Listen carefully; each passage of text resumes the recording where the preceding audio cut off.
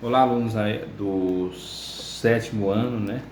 Vamos para mais uma aula de geografia. Pega o livro de vocês e abram ele na página 156. Região Nordeste, ocupação e população. Então, vamos lá. Então, já é do conhecimento de vocês que nós falamos na aula passada, né?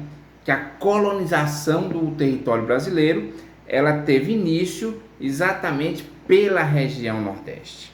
Foi na região Nordeste, mas precisamente hoje no local onde fica instalada a cidade de Porto Seguro, na Bahia, que os primeiros emigrantes, que as caravelas portuguesas de Cabral, elas atracaram na Bahia, hoje cidade de Porto Seguro, onde é a cidade de Porto Seguro. E a região Nordeste, ela foi a região que primeiro foi colonizada. A região Nordeste não como nós conhecemos hoje, é bom a gente deixar claro, mas foi a colonização iniciou-se pelos estados do Nordeste, não precisamente pelo Piauí. O Piauí no primeiro momento está fora dessa colonização, mas na faixa litorânea. Então a ocupação portuguesa se dá primeiro na faixa litorânea do Nordeste, na chamada Zona da Mata. A Zona da Mata, que era uma região rica em madeira, uma floresta abundante, rica em madeira, principalmente na madeira, na árvore que vai dar nome ao Brasil. Vocês já pararam para pensar por que o nome Brasil? Vocês sabem? O nome Brasil, ele é derivado de uma árvore, né? Pau-brasil. Mas por que, o que é esse nome Brasil? De onde vem esse nome? Vem de brasa. Tá? Mas por que, professor, vem de brasa? Porque os portugueses, quando chegaram aqui no Brasil, eles conheceram essa árvore, uma árvore de madeira muito vermelha que recordava ou lembrava brasas. Então ficou o nome, primeiro colocou pau-brasil, ou seja, um pau que se assemelha, uma madeira que se assemelha a brasas, tá? Que se assemelha a brasas.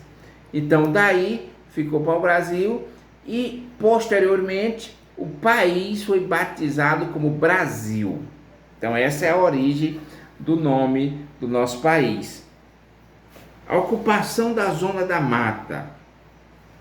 A Zona da Mata, ela vem com dois aspectos econômicos. Primeiro deles, exploração do pau-brasil. Segundo, produção de cana-de-açúcar. Tá? O que diz aí? Diz assim, ó, em meados do século XVI, na Zona da Mata Nordestina, já era a região mais povoada economicamente e mais dinâmica da colônia. A cana-de-açúcar se havia se adaptado ao clima úmido e quente e ao solo de massapê, altamente fértil. Então foram esses três elementos que fizeram que o Brasil se tornasse, naquele século XVI, um grande produtor de açúcar. Açúcar na Europa, para vocês terem uma ideia, era um produto de altíssimo valor.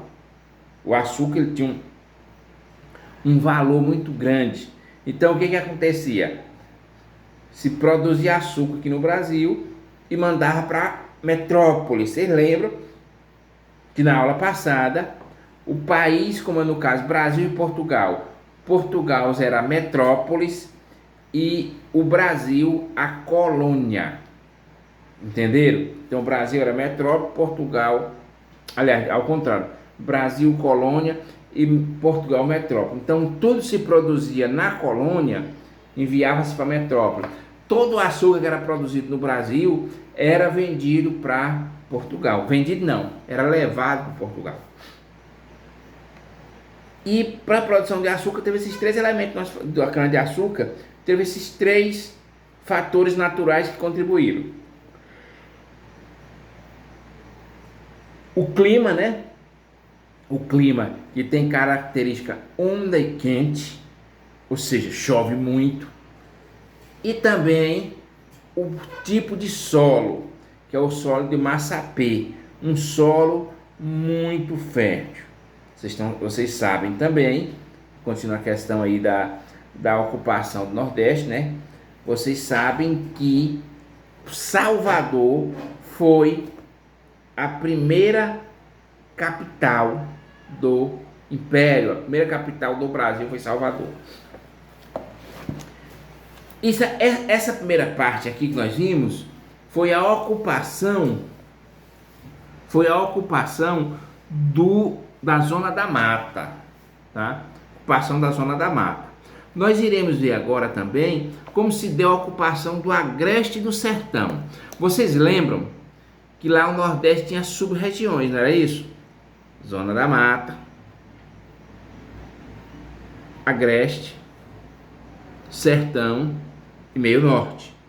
Então essas são as subdivisões do Nordeste: Zona da Mata, Agreste, Sertão e Meio Norte.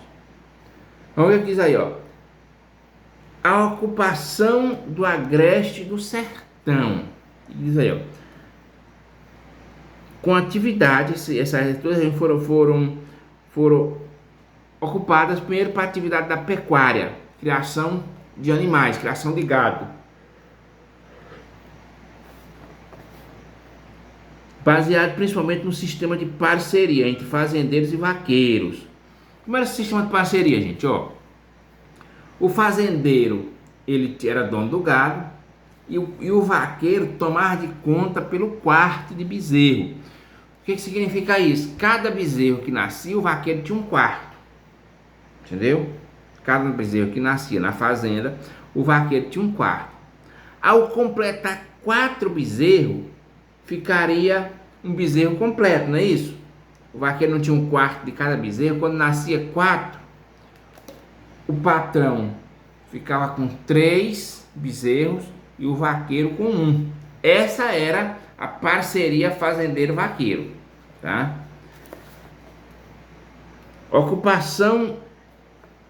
Essa ocupação do Agreste atingiu seu ápice em meados do século XVII, onde abastecendo a área de mineração em Minas Gerais e os centros mais populosos do Nordeste.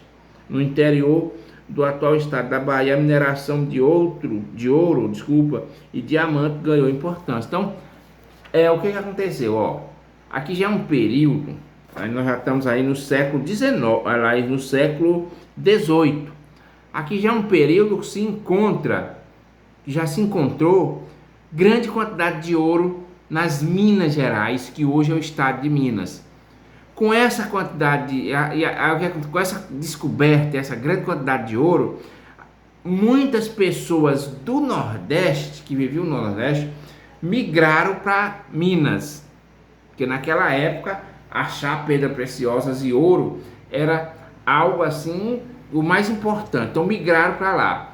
E o Sertão e o Agreste serviram principalmente para a criação bovina, que abastecia de carne a capital Salvador, lógico, a corte, né? E o garimpo, as minerações. Então, o Nordeste passou a ser de grande exportador de açúcar no século XVI, para no século XVIII ele está abastecendo apenas o mercado consumidor de carne nas Minas Gerais e na capital. Ocupação do Meio Norte. Essa ocupação do Meio Norte nos interessa porque aqui pega o estado do Piauí. E nós vamos entender como foi essa ocupação. Vamos lá, o que diz aqui? Ó. Meio Norte teve sua ocupação baseada no extrativismo vegetal e principalmente no plantio de algodão. Iniciando no século XIX, ou seja, foi a região que mais demorou para ser colonizado. Então, iniciando no século XIX, a ocupação do Nordeste, ele teve o quê? Extrativismo vegetal, principalmente o quê? Principalmente as palmeiras, os coqueiros, né? Cocais, aliás, Explorava o que? Explorava palha, explorava o palmito, exploravam principalmente o amêndoa do coco babaçu. Também uma grande fonte de renda, principalmente para o Piauí, foi a questão da exploração da cera de carnaúba, tá? Um produto de altíssimo valor econômico que só tem aqui no Nordeste e não é nem em todos os estados que tem a palmeira chamada carnaúba. O que diz aí mais? E na questão da agricultura, essa região do meio norte se destacou pela produção de algodão. Tá? Então foram essas duas atividades econômicas que ajudaram a colonizar o meio norte, Piauí e Maranhão. A extração de carnaúba do Piauí, do Babaçu, do Maranhão foram importantes ocupações, como eu falei para vocês.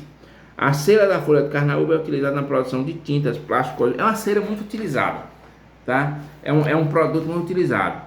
Urbanização do Nordeste. Como todo o Brasil, o Nordeste está bastante urbanizado.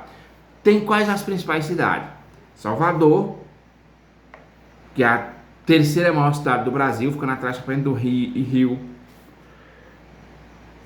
e São Paulo, tá? Então ela fica em terceiro. Fortaleza, outra grande cidade. Recife, São Luís, Teresina, João Pessoa, qual mais? Vamos pegar por estado. Maranhão, São Luís, Piauí, Teresina, Ceará, Fortaleza, Paraíba, João Pessoa, Pernambuco, Recife,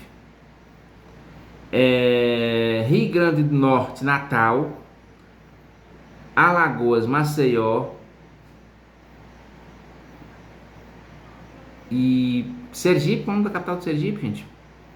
Me passou agora na capital do Sergipe. E Bahia é Salvador. Então aí são as principais cidades. No entanto, vamos lá. No entanto,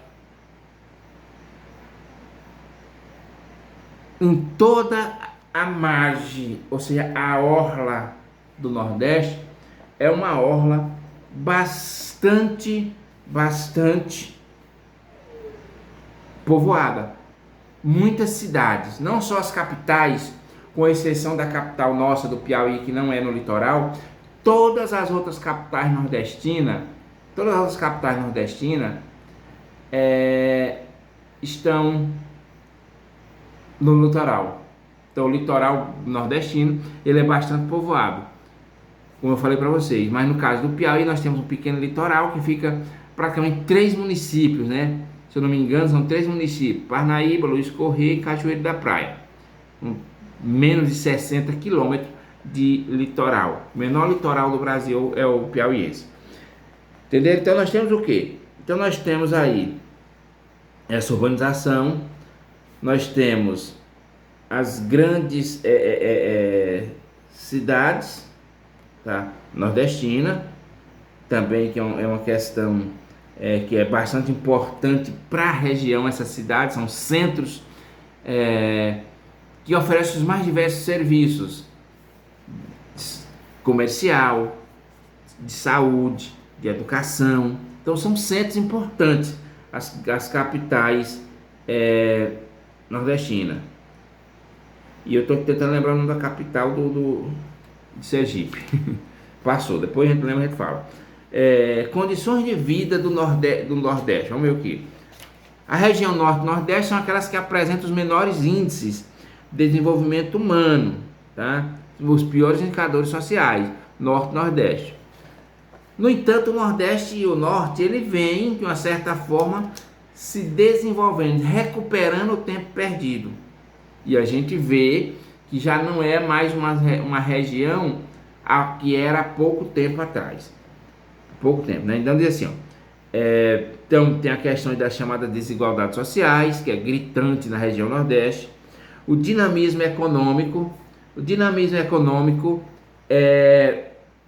recente, Ou seja, então melhorou. Esse dinamismo econômico recente é o quê?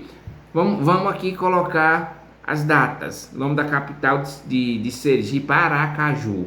Tá bom, lembrei. O dinamismo econômico recente, porém, resultou em melhoria nas condições de vida da população. De acordo com o censo demográfico do IBGE, nos anos recentes, a taxa de mortalidade infantil na região Nordeste apresentou grande redução. Gente, é uma situação triste. E aqui a gente tem que pegar e ser verdadeiro com os acontecimentos. Ou seja, do ano de 2000 para cá, com o modelo de governo que foi implantado até 2016, houve uma redução gigantesca no número de crianças mortas até 1 ano de vida, a chamada mortalidade infantil. Então já é um grande avanço as nossas crianças morrerem. Eu vou falar para vocês terem noção do que é isso. Vocês estão nessa faixa aqui, vocês são de 2003 para cá, tá? Se vocês tivessem nascido, você vê o tanto que é sério isso aqui, é importante. Se vocês tivessem nascido nos anos 90 no Nordeste, nos anos 80, talvez muitos de vocês, não teriam chegado, por exemplo, aí aos 13, 14 anos que vocês estão, 12, 13, 14, vocês não teriam, muitos de vocês não estariam vivos hoje, se as condições de vida não tivessem melhorado, que era muita criança que morria até 1 ano de vida. Então, assim, em média, em 2000, a média da região era de 40,2 por mil nascidos vivos, ou seja, de cada 1.000 crianças que nascem, em 2000, você vê, em 2000, tá com 20 anos, isso para a história é um tempinho curto, mas para vocês terem uma ideia, em 2000, o número de crianças que morriam até 1 ano de idade era de 45,2 de cada 1.000 crianças que nasciam vivas. Quando nós chegamos aí, em 2015, esse número baixou para 17, um número aceitável. Por quê? De 1.000 crianças, morrer 17 até 1 ano, porque muitos tinham... Aí você já entra a questão já das doenças. Mas as outras crianças, gente, a maior causa da morte dessas crianças não era uma doença física apenas. Eles morriam com a doença física, mas o que causava essa doença não era condições naturais, como uma criança pode ter um problema de coração, nascer com um problema de saúde, sofrer algum acidente, morrer. Não, as crianças morriam de desnutrição. A maior causa dessas 45 crianças que morriam de cada 1.000 nascidas era desnutrição. Vocês sabem o que é isso? Fome. Era fome que matava as crianças.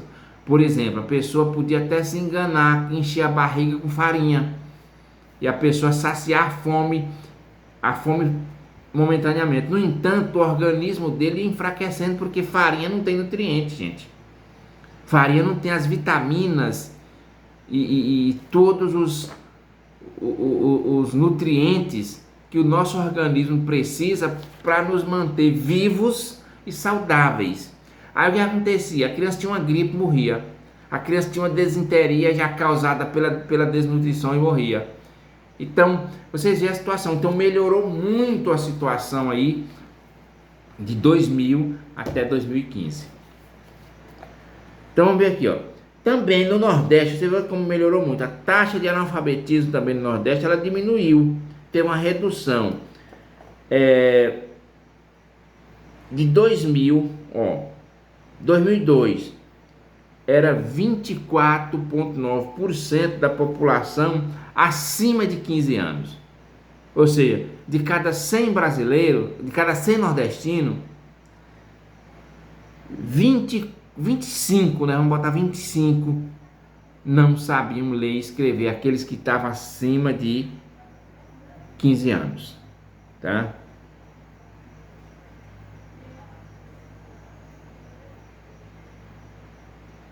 Esse índice caiu para 16,5 em 2015. O que acontece? A pessoa, quando já está esses 15 anos, é de 15, que é que não reduziu muito? Porque essas pessoas de 15 para cima, aí tem uma pessoa de 15 que não sabe ler, mas tem uma de 90. Aquela pessoa de 15, ela se interessou em se alfabetizar. Mas é muito difícil você motivar uma pessoa de 70, 80, 90 anos a se alfabetizar, para deixar de ser analfabeto. É muito difícil, ele não vai, ele não tem. Outros têm vergonha de ir, para não saber ler. Então, alguns fatores. Por isso que esses números.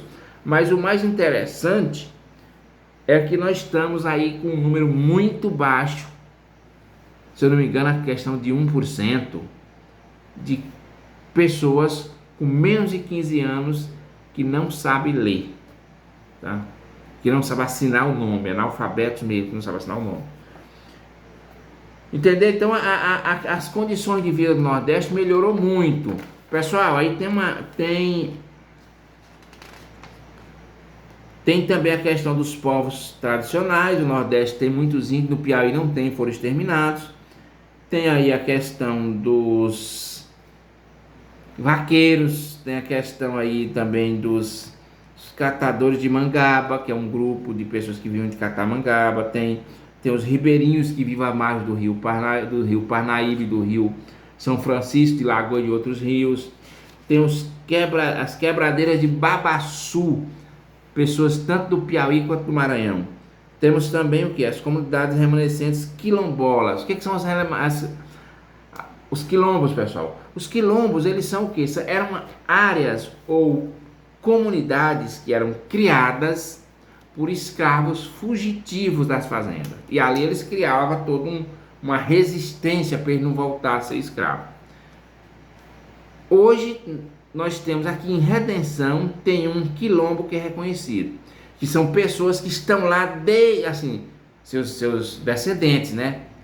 Que moram lá, chegou lá os escravos antigamente e foi geração em geração até chegar nos nossos dias. Esses locais são chamados de comunidade remanescente de quilombos, ou seja, estão lá, aquele lugar existe desde a época da escravidão. E na página 161, eu vou tirar a foto e mandar, tá? Tem a atividade aí para vocês fazerem. Tá ok, pessoal? Bom estudo, boa aula e até a próxima.